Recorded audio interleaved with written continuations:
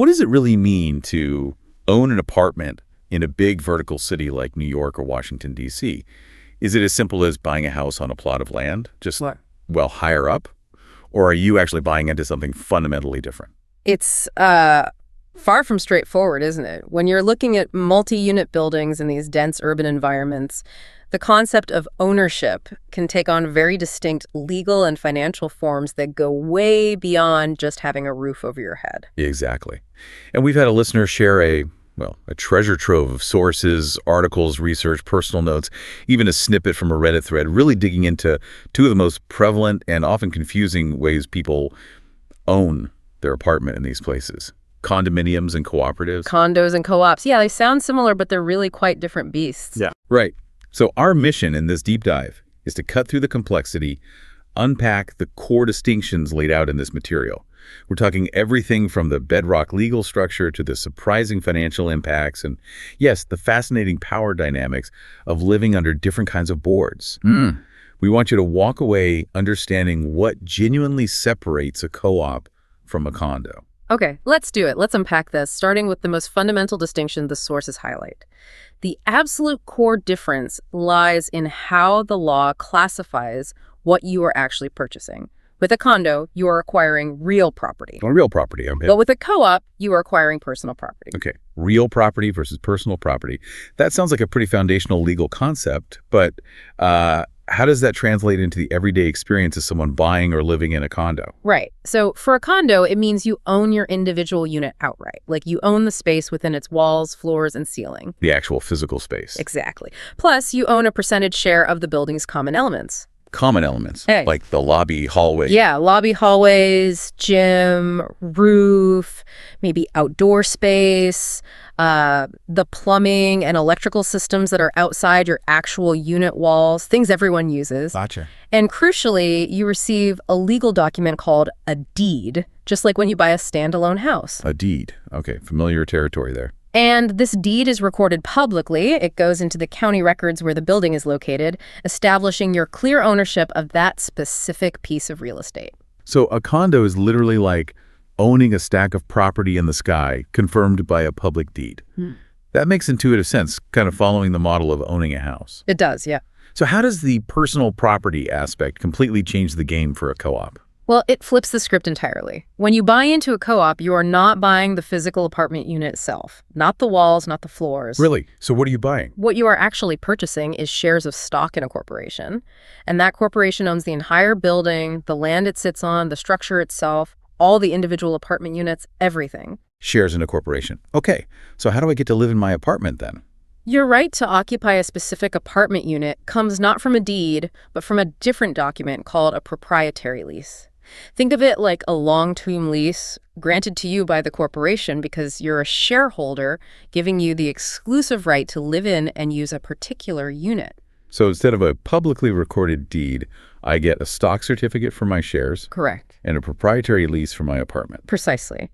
And this is a critical distinction the sources emphasize.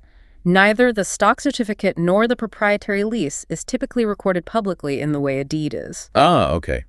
So the building's overall ownership by the corporation is recorded, but my individual stake isn't in the same public property records. That's generally right. The corporation's deed to the whole property is recorded, but your share ownership and lease rights are internal corporate matters, in a sense. And even the loan you might take out to finance a co-op purchase reflects this fundamental difference. It's not technically a mortgage secured by real property. So what is it called?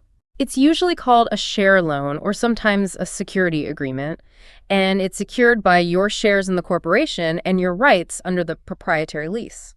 Secured by the shares and the lease, not the apartment itself. Exactly. And the public notice of this loan isn't a recorded mortgage document either.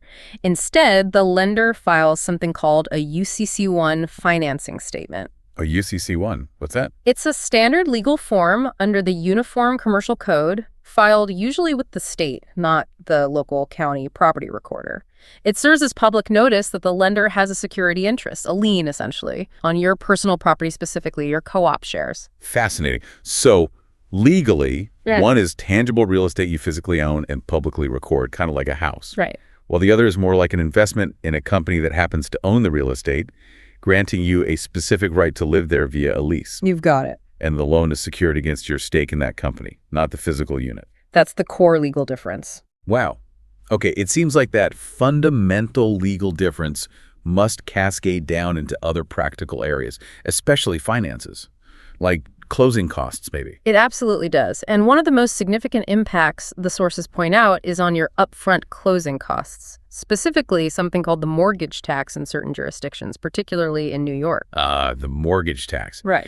Anyone who's bought real estate or tried to in parts of New York knows that can be a significant expense. It can be a major hit to your closing costs, definitely. Because a condo is classified as real property, getting a mortgage loan on a condo unit means you are subject to this tax. And the rates aren't trivial, right? Not at all. The rates provided in the sources for New York locations really show this clearly. For example, in New York City, if your mortgage amount is between $10,000 and $500,000, the mortgage tax rate is 1.88% of the loan amount, minus a small $30 credit. 1.8%, okay. But if your mortgage is $500,000 or more, that rate jumps up to 1.925%, again, minus $30. And then for other counties mentioned, like Long Island and Westchester, outside of Yonkers specifically, the rate is a bit lower, 0.80% minus $30 for mortgages over $10, and only 0.30% for those under $10. So just doing some quick math, if you're getting, say, a $600,000 mortgage on a condo in Manhattan, you're looking at roughly 1.925% of that amount in tax, which is what? Over $11,000? Minus $30. That is substantial. It really adds up fast. It can be a huge chunk of your closing funds. Okay, so that's the condo side. What about co-ops? Well, here's one of the key financial advantages of the co-op structure, and it stems directly from that personal property distinction we talked about. Yes.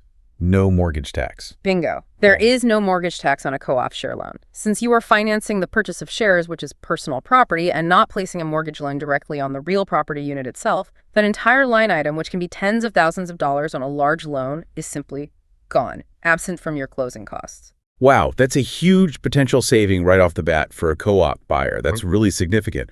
What other closing costs differ because of this real property versus personal property structure? Good question. With a condo, because you are acquiring title to real property, you typically need to purchase title insurance. Right, to protect against claims on the ownership history. Exactly.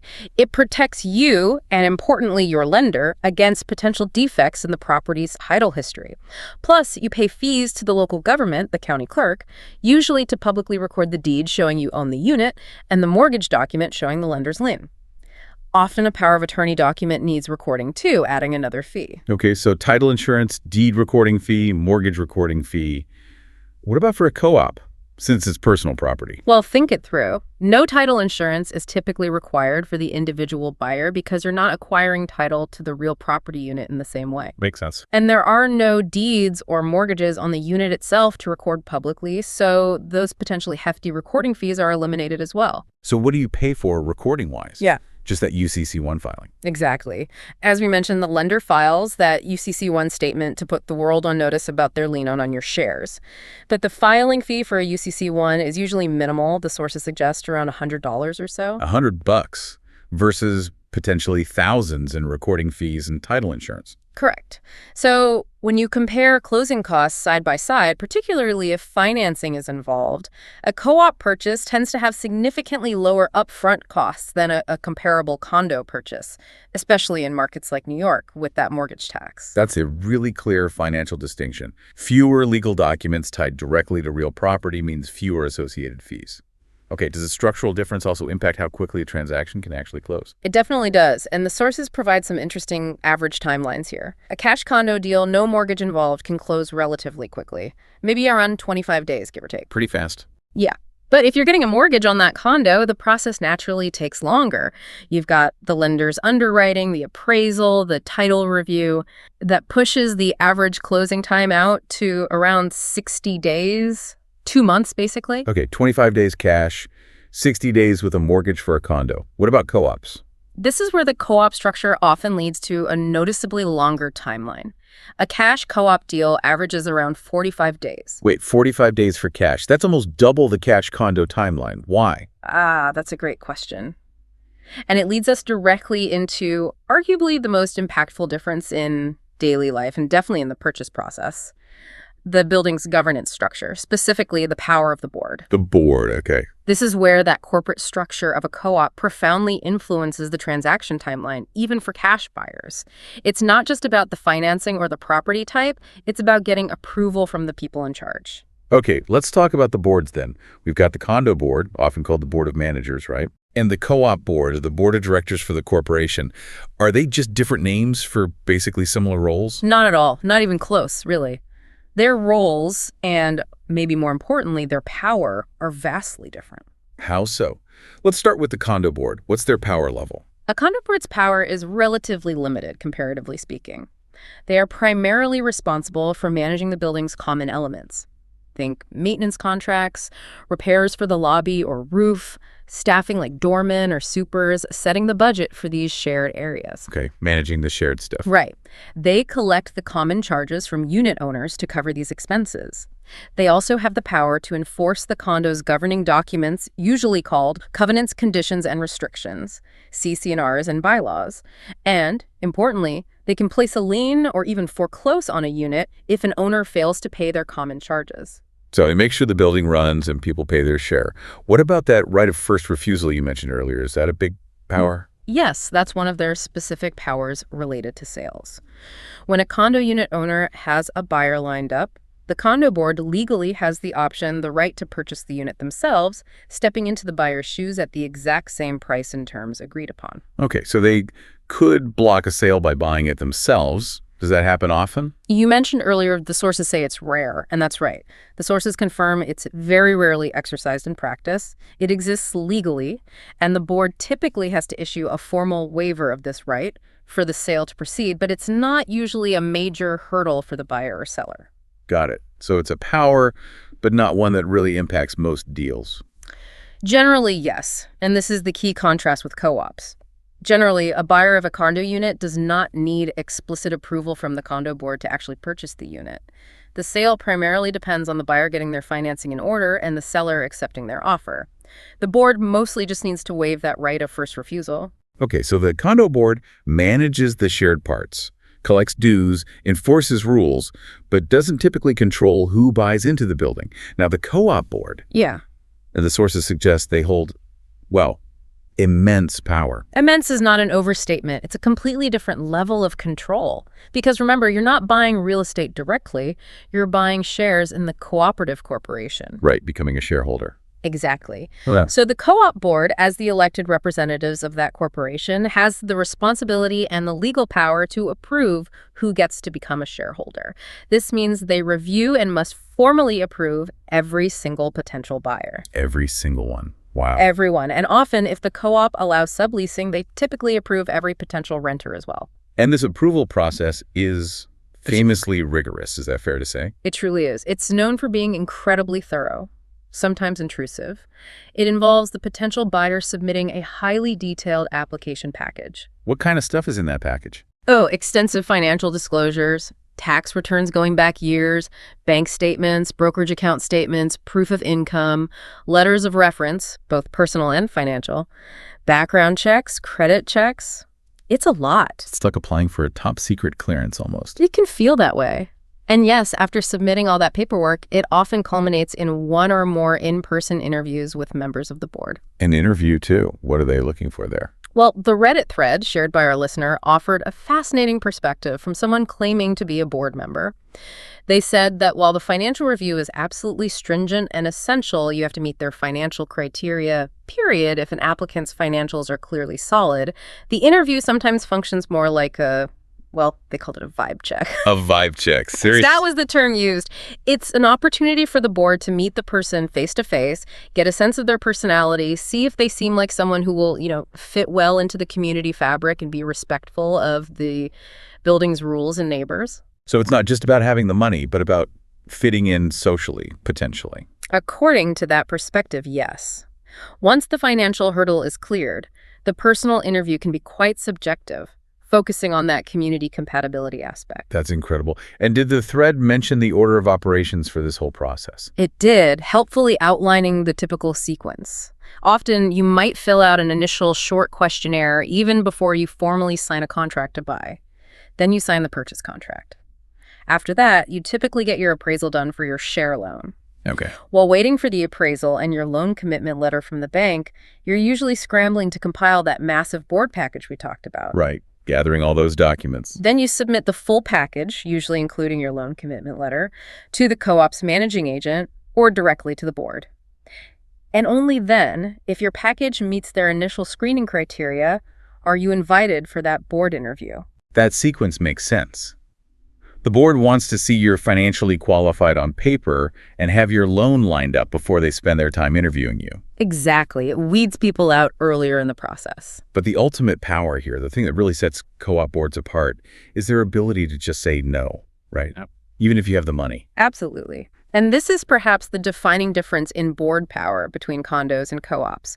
Co-op boards have an incredibly wide latitude to deny an applicant, On what grounds? provided the denial is not based on illegal discriminatory reasons related to protected classes like race, religion, gender, disability, familial status, and so on. Standard anti-discrimination laws apply. Yes, although the sources note that navigating this can be complex and legislation like the NYC Fair Transfer Housing Act is evolving, potentially limiting how boards can use certain background check information, for instance.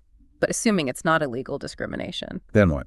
Then they can deny an applicant for almost any other reason or even for no stated reason at all. They don't usually have to tell you why you were rejected. No reason needed. That seems arbitrary.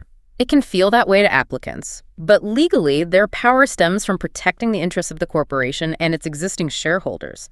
This level of discretionary power to reject a buyer is simply unheard of with a typical condo board. So they can essentially curate their community based on criteria that go far beyond just financial ability or maybe even standard background checks. What else falls into the co-op board's wide umbrella of control? Oh, quite a lot beyond just buyer approval. Co-op boards set and strictly enforce comprehensive house rules, and these can be incredibly detailed. Like what kind of rules? Everything from whether you're allowed to have pets at all, or specific restrictions on size, breed, or number of pets, detailed regulations on subleasing if it's permitted at all, which it often isn't, or only under very strict conditions. What about renovations? Big one. Requiring formal board permission, often including review of plans by the building's architect, for even relatively minor interior renovations that wouldn't touch common elements in a condo. Things like changing flooring, moving non-structural walls, sometimes even painting requires adherence to certain standards or notification. Wow. So you don't have as much freedom inside your own unit. Definitely not as much as in a typical condo. The rules can also specify allowed times and days for moving in or out, deliveries, construction work, rules regarding noise levels, smoking policies, proper disposal of trash and recycling, use of common areas like laundry rooms or gyms. It's extensive. So they really manage the day-to-day life within the building quite closely. They do. And beyond the rules, they manage the co-op corporation's overall financial health. This includes managing any underlying mortgage the corporation holds on the building itself. We'll probably want to talk more about that. Yes, definitely. They manage the building's capital reserves, the savings account for future large-scale projects like roof replacement or elevator modernization. And they determine the annual budget, which directly sets your monthly maintenance fees. Okay, so they control the money, the rules, and who gets in. What happens if someone breaks the rules or doesn't pay? Well, tying back to that unique proprietary lease structure, they have significant enforcement power. They can impose fines for rule violations. And for serious breaches like persistently failing to pay maintenance fees or repeatedly violating significant house rules, they have the power to take legal action. Legal action like? Including initiating eviction proceedings against shareholders. Well, wait, they can evict someone who owns shares in the building. That feels really counterintuitive to the idea of ownership. It does, but it stems directly from that dual status you have in a co-op. You're a shareholder, yes, but you're also technically a tenant under the terms of that proprietary lease. The lease again. Right.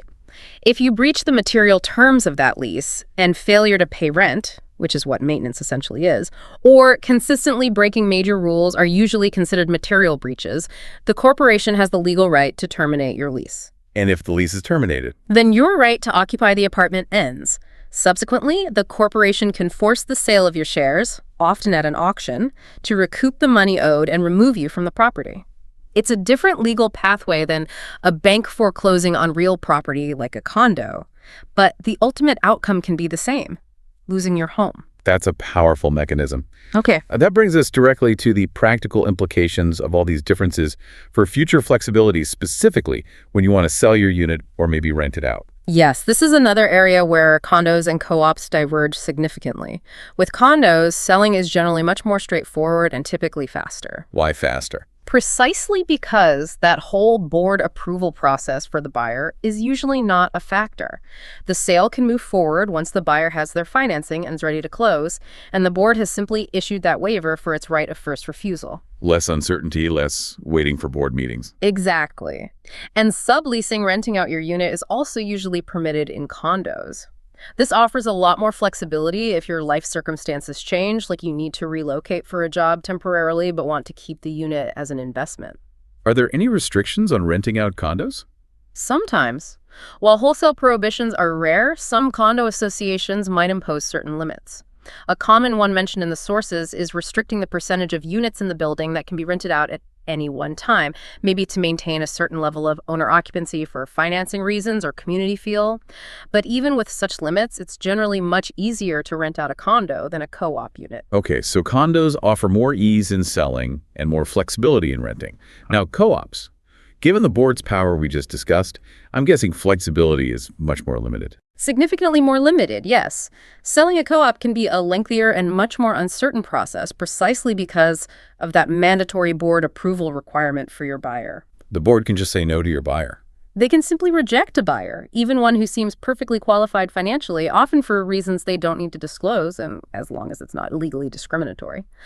A source even mentioned anecdotal experiences where sellers felt boards might drag their feet or reject an initial offer hoping a higher one comes along, which creates real uncertainty and stress for the seller trying to move on. That sounds difficult. What about subletting a co-op? Subleasing is usually much, much stricter in co-ops, or even prohibited entirely in many buildings. Prohibited. Like never allowed. Yes, some co-ops simply do not permit shareholders to sublet their apartments under any circumstances, perhaps except for very specific hardship cases, maybe. If subletting is allowed, it almost always requires specific formal board approval for each prospective renter you find. They often have to go through a mini application process themselves. So the board vets the renters too. Often, yes. And even if allowed and approved, there are frequently significant limitations imposed by the co-op's rules. For instance, strict time limits on how long or how frequently you can sublet are very common things like you can only sublet for a maximum of 1 or 2 years total during your ownership, or maybe only 2 out of every 5 years. They really want to encourage owner occupancy. Wow. So the bottom line on flexibility seems to be a condo generally offers much more freedom to move, sell quickly, or rent out your unit as your life circumstances change. That's fair to say. While a co-op requires navigating a much more powerful and potentially restrictive gatekeepers, the board, both when you initially buy in and critically when you want to sell or lease it out later. That's the fundamental trade-off in flexibility, absolutely. The trade-off for that potentially more vetted community feel and those potentially lower upfront costs in a co-op is a significant reduction in your personal autonomy regarding your living space and future transactions compared to owning a condo. We've touched on the proprietary lease quite a few times now as the core document granting the right to occupy a co-op unit. Can we maybe dive just a bit deeper into what that lease actually contains and how it functions in day-to-day practice? Absolutely. It's really central to the co-op experience. Think of the proprietary lease as the specific, detailed contract that defines the relationship between you, the individual shareholder, and the cooperative corporation, specifically regarding your particular apartment unit. How is it different from the co-op's bylaws? Don't they have rules too? Good question. They both contain rules, but they operate at different levels. The co-op's bylaws govern the overall operation and management of the corporation itself, things like how the board of directors is elected, the procedures for shareholder meetings, the general scope of the board's powers, voting rights, and maybe some overarching rules for the building as a whole. The bylaws take a broader corporate governance view. Okay, bylaws are for the corporation structure. Right. The proprietary lease, on the other hand, is the specific agreement tied to your shares and your right to occupy your specific apartment. It details your individual rights and obligations as an occupant of that unit. It's more focused on the landlord-tenant aspect of the relationship, even though you're also an owner. So what are some of the key things the proprietary lease spells out for the individual shareholder tenant? Well, the sources indicate it covers really crucial points. First and foremost, your obligation to make your monthly financial payments your share of the building's operating expenses, which we call maintenance fees. Right, paying the rent. Essentially, yes. Hmm. It also outlines the services and repairs that the corporation is obligated to provide, maintaining the common areas, the building structure, providing heat and hot water, things like that, sometimes defining where their responsibility ends and yours begins, often at your apartment's perimeter walls. Okay, defines responsibilities. Exactly. It stipulates your obligation to comply with all applicable laws, local, state, federal, as well as complying with the co-op's own house rules and regulations, which are often incorporated by reference into the lease. So the house rules are backed up by the lease. Typically, yes. The lease often includes provisions about the co-op's right to access your apartment for necessary inspections or repairs, usually with reasonable notice unless it's an emergency. And critically, it details your responsibility for the basic maintenance and repairs within your own unit. So it really clarifies who fixes what the co-op is responsible for maintaining versus what the shareholder is responsible for inside their apartment. Precisely. The lease is supposed to draw that line clearly. For example, a common scenario given in the sources relates to repairs, like, say, a leaking window. The proprietary lease will typically state that the co-op corporation is responsible for maintaining the exterior structure of the building, and that usually includes the windows themselves. Okay, so if the window frame is faulty and causing a leak. The co-op is generally responsible for fixing the window frame itself. However, and this is key, if that leak causes damage to your personal property inside your apartment, maybe it ruins your paint, your wallpaper, your windowsill, or your furniture below the window. Yeah. The lease usually makes it clear that you, the shareholder, are responsible for repairing or replacing your own damaged personal belongings or interior finishes. The corporation fixes the source of the leak, the window, but not the resulting internal damage to your stuff. That's a really helpful practical example of how the lease defines those boundaries of responsibility. Are there other common ways the lease might be referenced or used in daily co-op life? Sure. Another example provided is dealing with a neighbor issue, perhaps excessive noise. Your proprietary lease likely contains clauses related to your right to the quiet enjoyment of your unit. Quiet enjoyment. If a neighbor is consistently disruptive, violating noise rules, you would typically bring this issue to the board or management. And your complaint is ultimately supported by the terms of your proprietary lease, which guarantees that right, and the fact that the neighbor is also bound by the same lease terms, or the house rules referenced in it, not to disturb others. It provides the contractual basis for enforcing many of the rules and obligations of living there. It's clear the proprietary lease is absolutely central. You really need to understand that document if you're considering a co-op. Absolutely critical reading. And you mentioned earlier that financing a co-op is different too. We talked about the share loans for the individual buyer. Right, the loan to buy the shares. But you also mentioned something called an underlying mortgage that applies to the corporation itself. Can you explain that? Yes, this distinction is really key when talking about co-op finance, and it affects every shareholder. We've covered share loans. Those are loans made to the individual buyer secured by their personal property, their shares, and their proprietary lease. Got it. Secured by the shares, not the actual apartment. Exactly. And the sources make a point to highlight specialized lenders in this niche area, giving the example of the National Cooperative Bank, NCB. Apparently, they've been focusing specifically on financing housing cooperatives since the early 1980s, so they really understand the unique aspects. They've originated billions in co-op loans. So they know how to underwrite these different kinds of loans. Precisely. Because underwriting a co-op share loan is different than a traditional mortgage. Lenders like NCB offer various options for individual borrowers. Some follow standard Fannie Mae guidelines, FNMA loans, which have typical requirements for things like credit score. The source mentioned a minimum FICO of 620, but needing 740 plus for the best rates. Loan to value or LTV ratio, up to 95% possible, usually requiring mortgage insurance if it's over 80% LTV. And debt to income or DTI ratios, often capped around 45%. Standard loan stuff. Pretty standard, yeah, with various terms like 10 to 30-year fixed rates or adjustable rate mortgages, ARMs. The source even gave some example rates from whenever it was written, like 4.25% for a 30-year fixed, 3.625% for a 15-year fixed, but obviously we need to stress those are just examples from the source's date, and rates change constantly. Right, just informational. What other types of share loans? NCB also offers its own bank portfolio loans. These might have slightly different criteria, maybe requiring a higher minimum credit score, like 680, perhaps a lower maximum LTV, like 80%, maybe requiring you to show you have reserves, like 6 months of payment saved up. But they might allow for larger loan amounts than the standard conforming limits, maybe up to $1.5 million, according to the source. They also offer home equity lines of credit, or ADLOCs, secured by your co-op shares. You can get an ADOC on co-op shares. Apparently so, yes. For things like debt consolidation, unit improvements, tuition, emergencies, typically up to a combined LTV of 80%, including the first share loan. And the process for an individual applying for any of these share loans usually takes about 30 to 45 days, according to the material. Okay, so that covers the individual side, how you get the money to buy the shares. Yeah. Now, what about that cooperative underlying mortgage?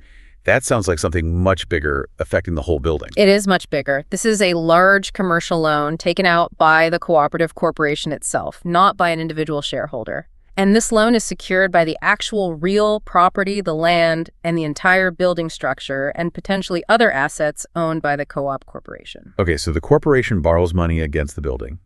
Why would a co-op corporation need to take out a massive loan like that? There are a few primary reasons, as noted in the sources. Sometimes the corporation might have taken out the original underlying mortgage way back when the co-op was first formed, perhaps to purchase the building from a previous owner or developer. Okay, initial financing. Or they might need to refinance an existing underlying mortgage, maybe because the interest rate is high and they can get a better deal now, or because the original loan term is coming to an end and they have a balloon payment due. Makes sense. Refinancing debt. And very commonly, they take out these large underlying mortgage loans to fund significant capital improvement projects that benefit the entire building and all the shareholders. Like what kind of projects? Think the big, expensive stuff. Replacing the entire roof, upgrading old elevators, major facade repairs or pointing work, replacing the boiler or HVAC systems, maybe renovating common areas like the lobby.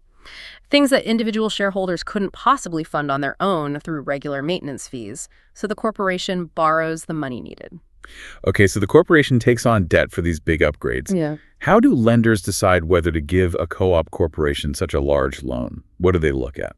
Well, just like a bank underwrites an individual applying for a mortgage or share loan, lenders like NCB have very specific criteria for underwriting these large, complex commercial loans to the co-op corporation. They need to assess the overall financial health, stability, and management quality of the entire co-op as if it were a business entity, because essentially it is. What kind of things do they scrutinize? They require and review a lot of documentation. The sources mention things like needing several years of audited financial statements for the co-op, the current operating budget, detailed rent rolls showing who lives there and what maintenance they pay, information on maintenance fee collection rates and delinquencies, and details about the physical condition of the building itself. So really digging into the co-op's books and operations. Absolutely. And critically, they look at several key financial metrics to gauge the co-op's ability to repay this large loan and manage its finances prudently going forward. Like what kind of metrics? A really important one mentioned is the debt service coverage ratio, or DSCR. Lenders typically require this to be at least 1.00x, sometimes higher. That means the co-op's annual operating income, which comes primarily from collecting maintenance fees from shareholders, must be sufficient to cover all of its annual operating expenses plus the annual payments, principal and interest, on this underlying mortgage debt. A ratio below 1.0 means they aren't bringing in enough money to cover costs and debt. Okay, income has to cover expenses plus the loan payment. Makes sense. What else? They look very closely at shareholder delinquency rates. What percentage of shareholders are behind on paying their monthly maintenance fees? Lenders have specific thresholds here. For example, the source mentions NCB might require that no more than 5% of the total budgeted maintenance income is over 30 days past due, or perhaps that no more than 10% of the units are delinquent by over 30 days. High delinquency is a big red flag. Because if people aren't paying, the co-op can't pay its bills, including this big loan. Exactly.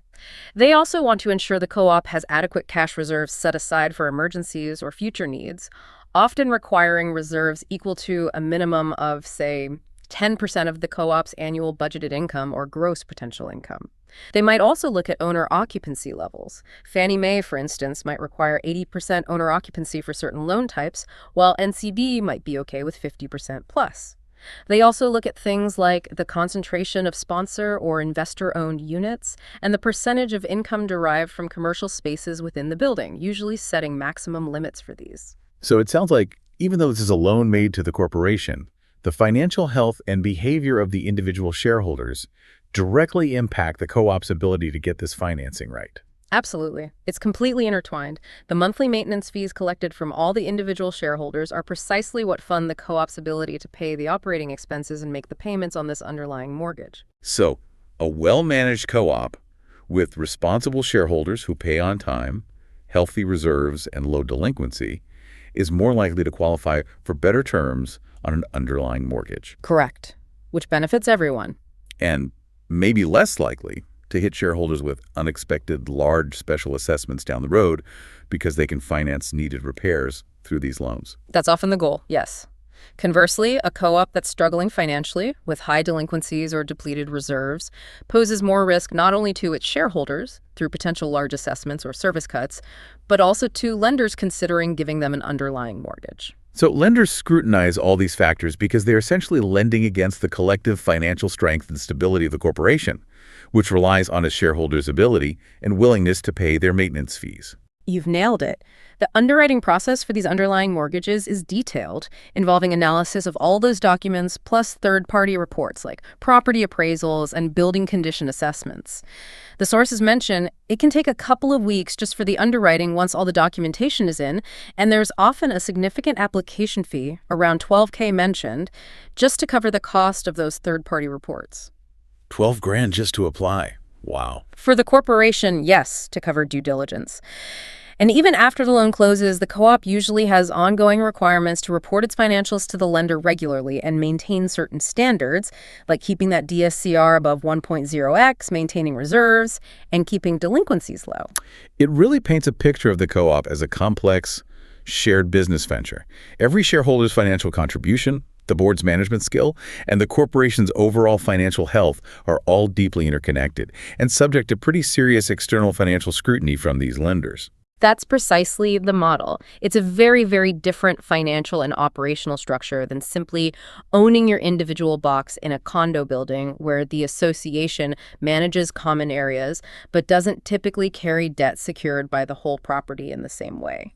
And this particular type of ownership structure, the co-op, is it found everywhere, or is it more concentrated in specific areas? Yeah, the sources definitely note that co-ops are much more prevalent in certain types of locations. They tend to be found primarily in large, older metropolitan centers, and often these co-op buildings themselves are older, frequently having been established or converted before the mid-1970s when condo laws became more widespread. So where specifically are we talking about?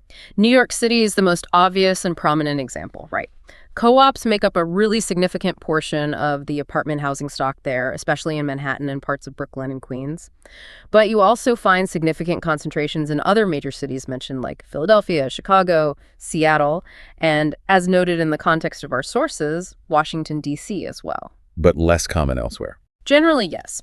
They are much less common in newer developments or in more suburban or Sunbelt cities where individual home ownership or the fee simple condo ownership model became dominant much earlier or is just more prevalent. Okay, so after exploring all these really fundamental differences, starting with how it's legally owned, real versus personal property. Right, the core distinction. Then the contrasting closing costs, that big mortgage tax difference. Huge financial impact up front. The varying monthly expenses and how taxes and utilities are handled, plus deductibility. Yeah, comparing total monthly outlay is key there. Then the immense power difference between the co-op board versus the more limited condo board. Maybe the biggest practical difference day to day. Which leads to big differences in flexibility, or lack thereof, when it comes to selling or renting. Definitely impacts your exit strategy and options. And finally, understand these distinct financing models, both the share loans for individuals and those big underlying mortgages for the co-op corporation itself. Two separate but connected layers of debt. After all that, how does someone possibly decide which path, condo or co-op, is the right one for them? It seems complicated. It really does come down to aligning your personal priorities, your lifestyle, your financial situation, and, frankly, your tolerance for rules and communal decision-making with the specific structure of each type. Neither is inherently better. They're just fundamentally different. So what are the main appeals of a co-op, given the restrictions? Well, co-ops can be very appealing for several reasons. As we discussed, they often come with significantly lower upfront closing costs, primarily due to avoiding that mortgage tax and title insurance fees in places like New York. Save money at closing. Yes. And sometimes, though not always, the purchase prices for co-op units might be somewhat lower than for comparable condo units in the same neighborhood, partly reflecting those restrictions and the smaller buyer pool. Potentially a lower sticker price, too. Potentially. Plus, for some people, that very stringent board approval process, while a hurdle to get through, is actually seen as a positive. It can create a potentially tighter-knit, more stable community where neighbors have all been financially vetted and perhaps assessed for compatibility. You might feel you have more control over who your neighbors are. Okay, so lower costs, maybe a lower price, and a sense of a vetted community. But that community vetting comes at the price of individual freedom, doesn't it? Absolutely. That's the major trade-off. The power of the co-op board is a significant factor you have to be comfortable with. They have that broad discretion in who they approve to buy in. They set and enforce extensive house rules that can be very restrictive regarding things you might take for granted elsewhere, like pets, or doing renovations inside your own apartment, and especially subleasing. And selling can be harder. And when it's time to sell, you face that uncertainty and potential delays of getting your buyer approved by the board, which can impact your ability to move on your own timeline. Okay, so that's the co-op package. Potential savings and community vetting, but with significant board power and restrictions. What about the condo side? What's the appeal there? On the flip side, condos offer more of that traditional sense of individual ownership freedom that many people value highly. You own it outright. Exactly.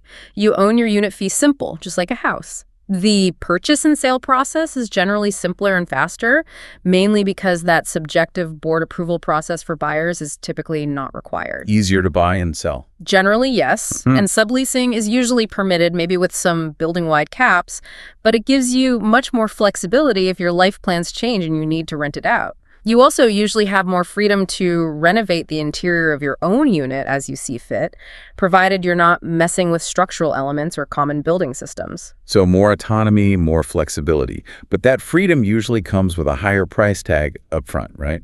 Yes, that's often the case, primarily due to those higher closing costs like the mortgage tax and mandatory title insurance in many markets. And it's worth reiterating the point about monthly costs. Right. Common charges versus maintenance fees. Yeah. While condo common charges might appear lower on paper than co-op maintenance fees for similar apartments, it is absolutely crucial, as that Redfin agent's perspective from DC highlighted in the source material, to compare the total monthly housing costs side by side for an accurate picture. What goes into that total comparison? For a condo, your total monthly outlay is the common charge, plus your separate property tax bill, which is often paid semi-annually or quarterly, but you need to calculate the monthly equivalent, plus usually your own separate utility bills for electricity and maybe gas inside your unit. Okay, common charge plus property tax plus utilities. Right.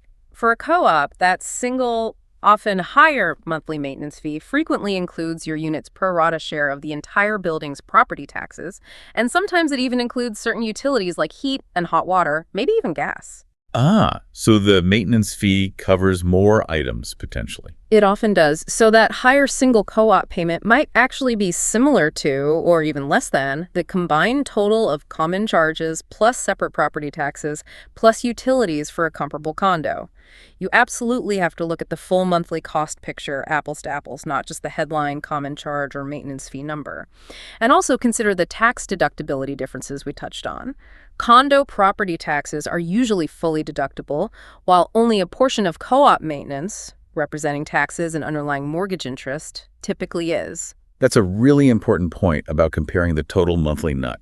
So the decision isn't just about the square footage, the view, or the amenities, is it? It's really about the entire legal and financial ecosystem you're choosing to enter into. Absolutely. It's not just buying an apartment. It's choosing a whole framework of ownership, governance, and financial responsibility. You are really opting into a specific legal and social contract when you buy either one. Precisely said.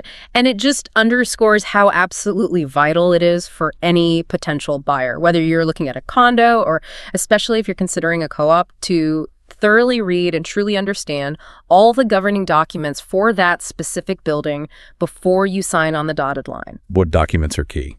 For a condo, you need to read the declaration or master deed, the bylaws, the rules and regulations, recent financial statements, and meeting minutes.